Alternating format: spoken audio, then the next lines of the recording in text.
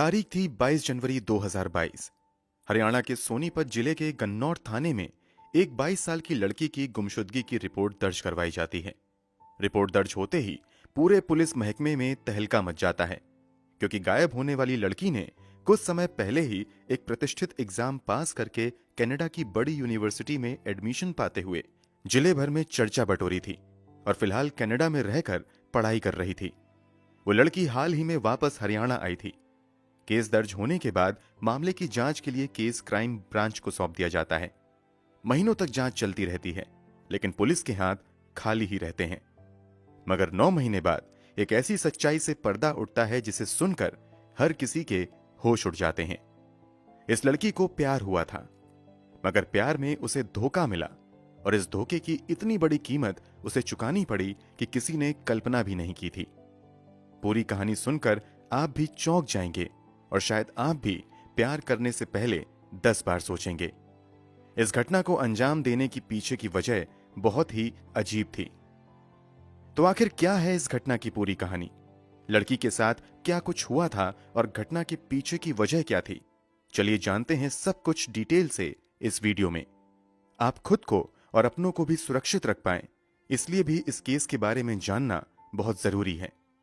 तो चलिए कहानी शुरू करते हैं, मगर पहले जल्दी से क्राइम की कहानी चैनल को सब्सक्राइब कर बेल आइकन जरूर दबा लीजिए। दोस्तों, हम हरियाणा के मशहूर मोनिका केस की बात कर रहे हैं।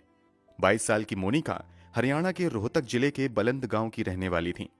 बचपन से ही मोनिका पढ़ने में काफी तेज थी, इसलिए परिवार वाले इसे बहुत आगे तक पढ़ाने का फैसला करते हैं। मोनिका भी उनकी उम्मीदों पर खरी उतरती हैं और लगातार पढ़ाई में बेहतर करती रहती हैं।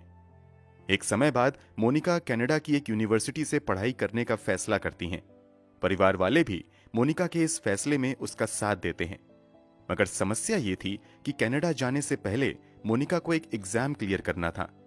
इसी एग्जाम की तैयारी के लिए मोनिका अब अपने घर को छोड़कर हरियाणा के सोनीपत जिले के गन्नौर में रहने वाली अपनी मौसी के पास आ जाती हैं।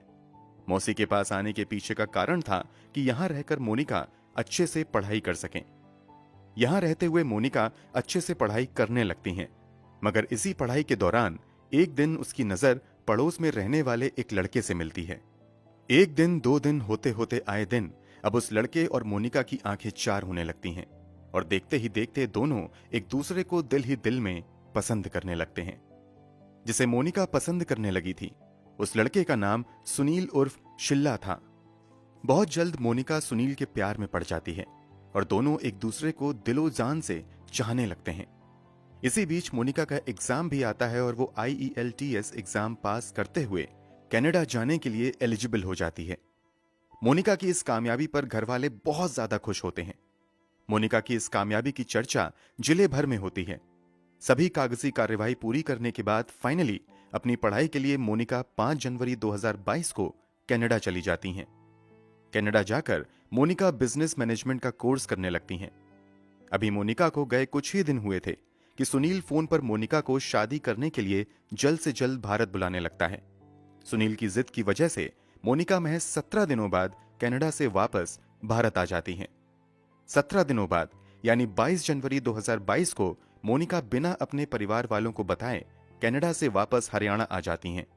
यहां आने के बाद वो अपने लवर सुनील से मिलती हैं और ये दोनों चुपचाप दुनिया की नजरों से बचकर साथ रहने लगते हैं।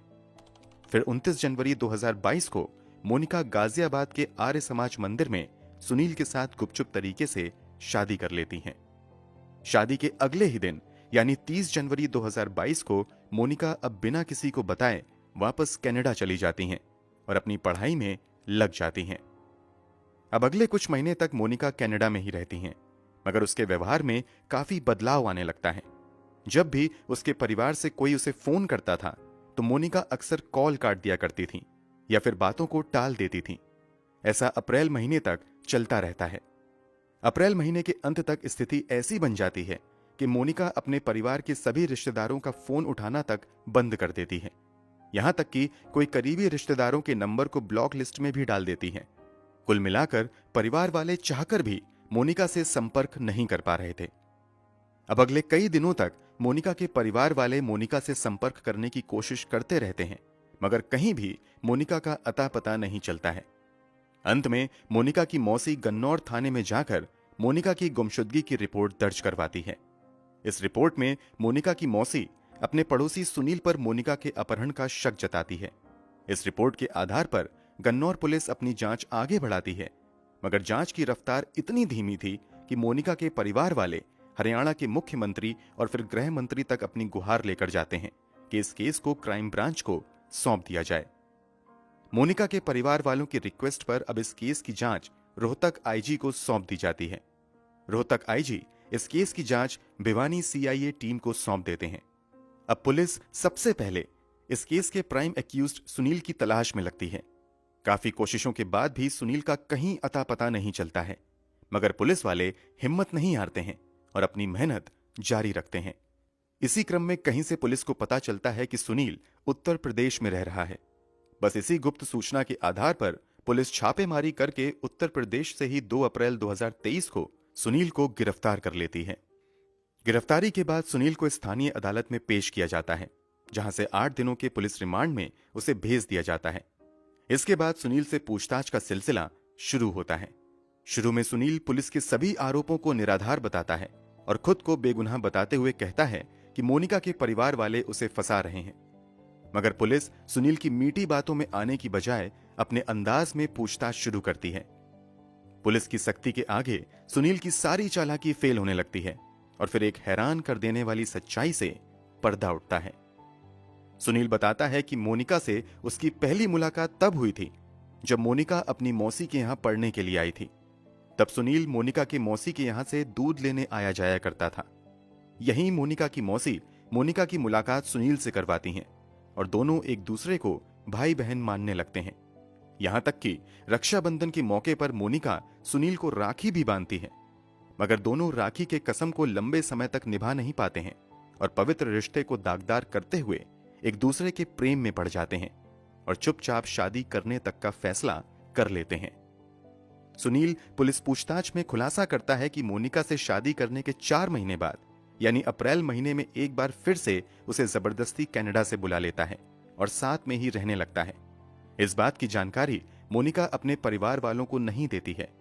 यही वजह थी कि मोनिका ने अपने परिवार वालों से फोन पर बात करना अवॉइड करना शुरू कर दिया था और कई करीबी रिश्तेदारों को ब्लॉक भी कर दिया था। सुनील के खुलासे के मुताबिक सुनील और मोनिका दुनिया की नजरों से बचकर अगले कई महीनों तक साथ रहते हैं और समय समय पर ठिकाना बदलते रहते हैं। शुरू में तो इन दोनों में बहुत ज्यादा प्यार रहता है, मगर समय के साथ रिश्तों में कड़वाहट शुरू होने लगती है और ये कड़वाहट इतनी ज्यादा बढ़ जाती है कि अब हर पल इन दोनों में झगड़े होने लगते हैं। इन्हीं झगड़ों के बीच किसी तरह दोनों साथ रह रहे थे, मगर 29 जून 2022 को जब सुनील मोनिका को लेकर अपनी गाड़ी से झंझारा स्थित फार्म हाउस की तरफ जा रहा था, तभी कार में ही इन दोनों की इतनी ज्यादा अनबन हो जाती है कि सुनील कार में रखा अपना पिस्टल निकालता है और एक सुनसान जगह पर कार खड़ी करने के बाद 2 गोलियां मोनिका की खोपड़ी में मार देता है। सुनील के बयान के अनुसार गोली मारने के बाद वो लाश को अपनी कार की डिग्गी में डालता है और उसे अच्छे से कवर कर देता है। सुनील को समझ नहीं आ रहा था कि इस लाश को कहां ठिकाने लगाया जाए, इसलिए वो अगला कदम उठाने से पहले लाश को इसी तरह कार में छुपाकर अपने फार्म हाउस में चला जाता है और कार को पार्किंग में खड़ी करने के बाद अच्छे से उसे कवर कर देता है। वो लाश को ठिकाने लगाने की प्लानिंग पर काम करने लगता है। इसी दौरान उसे ख्याल आता है कि क्यों ना लाश को इसी फार्म हाउस में दफना दिया जाए। इसी के बाद अगली सुबह सुनील अपने घर पर कुछ मजदूरों को बुलाता है और घर के अंदर लगभग एक 10 फीट गहरा गड्ढा खुदवाता है। मजदूर जब इस गड्ढे खोदने के उद्देश्य के बारे में पूछते हैं तो सुनील उन्हें बातों में उलझाकर बस गड्ढा खोद कर जाने के लिए कह देता है। मजदूर ऐसा ही करते हैं। मजदूर के चले जाने के बाद सुनील बड़ी सावधानी से कार से शव को उतारता है और गड्ढे में दफना देता है। सुनील ने इस अपराध को इतनी सफाई से अंजाम दिया था कि किसी को उसके गुनाह की भनक तक नहीं लगती है और वो अगले कई महीनों तक अपनी जिंदगी जीता रहता है। सुनील के इस खुलासे से सभी हैरान रह जाते हैं और फिर उसी की निशानदेही पर भिवानी क्राइम ब्रांच की टीम सुनील के फार्म हाउस पर छापा मारती है और मजदूरों की मदद से गड्ढा खुदवाया जाता है। लगभग 10 फीट की खुदाई के बाद पुलिस मोनिका की कंकाल को बरामद भी कर लेती है। उस कंकाल को फॉरेंसिक लैब में जांच के लिए भेज दिया जाता है। पुलिस जांच में एक और हैरान कर देने वाला खुलासा यह होता है कि 22 साल की मोनिका जिस 37 साल के सुनील के प्यार में पागल हुई पड़ी थी, वो सुनील पहले से ही शादीशुदा था। उसके 2 बच्चे भी थे। सुनील के खुलासे के बाद उसे जेल भेज दिया जाता है, जबकि पुलिस और पुख्ता सबूत जुटाने में लग जाती है। इसी क्रम में कुछ महीनों की मेहनत के बाद पुलिस सुनील की ही निशानदेही पर वो पिस्तल भी बरामद कर लेती है, जिसका इस्तेमाल मोनिका की हत्या में किया गया था। इतना ही नहीं, फॉरेंसिक लैब की जांच में खुलासा होता है कि उसी पिस्तल से चली गोली अभी भी मोनिका की खोपड़ी में फंसी हुई थी। अब लोगों के जहन में एक सवाल आने लगता है कि जब सुनील मोनिका से इतना प्यार करता था तो आखिर ऐसी क्या बात हो गई कि सुनील ने मोनिका की जान ले ली। पुलिस भी मर्डर के मोटिव का पता लगाने के लिए सुनील से मोनिका की हत्या के पीछे का कारण जानने की कोशिश करती है। इस पर सुनील खुलासा करते हुए कहता है कि दरअसल वो अपनी शादीशुदा जिंदगी से खुश नहीं था, इसलिए वो किसी भी हाल में कनाडा जाना चाहता था। मगर काफी कोशिशों के बावजूद कनाडा जाने का रास्ता उसे नजर नहीं आ रहा था। इत्तेफाक से इसी दौरान उसकी दोस्ती मोनिका से होती है। जब सुनील को पता चलता है कि मोनिका पढ़ाई के सिलसिले में कनाडा जाना चाहती है, तो जानबूझकर सुनील मोनिका से और नजदीकियां बढ़ाने लगता है और इस जुगाड़ में लग जाता है कि जैसे ही मोनिका कनाडा जाएगी, वो भी उसके साथ कनाडा चला जाएगा। इसलिए मोनिका के कनाडा जाते ही सुनील फिर से उसे भारत बुलाता है और उससे शादी करता है। वो अपनी शादी को बजाबते कोर्ट में रजिस्टर्ड भी करवाता है। चूंकि मोनिका को कनाडा का परमानेंट वीजा नहीं मिलता है, इस कारण एक समय बाद सुनील को उसका अपना कनाडा जाने वाला प्लान फेल होता हुआ नजर आने लगता है। इसके अलावा शादी के बाद जब दोबारा मोनिका कनाडा से भारत वापस आती है, तो वो वापस कनाडा जाने से मना करने लगती है। इस कारण सुनील को डर सताने लगता है कि अगर मोनिका वापस कनाडा नहीं गई तो उसका राज सबके सामने आ जाएगा और उसके कनाडा जाने के सपने पर भी पानी फिर जाएगा। बस इसी के बाद दोनों में अनबन बढ़ने लगती है। सुनील अक्सर मोनिका से कनाडा वापस जाने की जिद करता था, जबकि मोनिका किसी भी हाल में भारत में ही सुनील के साथ रहने की जिद करती थी। बस इसी बात पर इन दोनों के रिश्ते बिगड़ने लगे और यहां तक बिगड़ गए कि एक दिन तैश में आकर सुनील ने मोनिका की गोली मारकर हत्या कर दी और लाश को दबा दिया। सुनील अपने इस गुनाह को छुपाने की जी तोड़ कोशिश करता है, मगर वो लंबे समय तक ऐसा नहीं कर पाता है और फाइनली 9 महीने बाद उसके गुनाह से पर्दा उठ ही जाता है। फिलहाल केस की स्थिति की बात करें तो सुनील पर मोनिका के मर्डर के अलावा सबूत मिटाने और धोखाधड़ी के भी मामले चलाए जा रहे हैं। हैरानी की बात तो यह है कि सुनील पर पहले से भी हरियाणा के अलग अलग थानों में कई आपराधिक मामले दर्ज थे, मगर अब तक उस पर कोई कार्यवाही नहीं हुई थी। फिलहाल सुनील जेल में बंद सजा के ऐलान का इंतजार कर रहा है। इस मामले में मोनिका के परिवार वालों ने 7 अन्य लोगों पर भी मोनिका की हत्या की साजिश में शामिल होने के आरोप लगाए हैं। फिलहाल पुलिस उन आरोपों की भी जांच कर रही है। इसके अलावा मामले में पुख्ता सबूत भी जुटाए जा रहे हैं ताकि अपराधियों को कड़ी सजा मिल सके। वैसे तो ये अदालत तय करेगी कि सुनील को उसके किए की क्या सजा मिले।